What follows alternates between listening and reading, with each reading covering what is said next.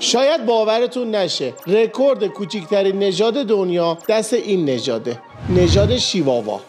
پایین ترین وزن شیواوا 800 گرم بوده. میانگین وزن تیکاپاش بین 1 کیلو تا 2 کیلوه. همشون اپل هدن، چشای درشتی دارن و بسیار سریع و چابک. این سگ توی کشور مکزیک یک قدیسه است، به خاطر اینکه بسیار توی تاریخ طولانی مدت کنار انسان‌ها زندگی کرده.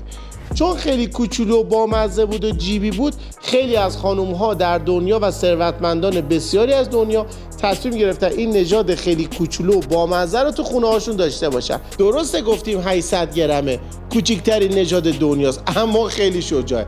هم از سگا نمیترسن هم از آدما. فکر کن یه موجود 800 گرمه کوچولو به یه سگ 50 کیلویی حمله میکنه. حالا اگه دلت یه سگ جیبی و کوچولو میخواد، این پست رو سیوش بکن یا بفرست برای اون کسی که دلش میخواد سگ جیبی داشته باشه.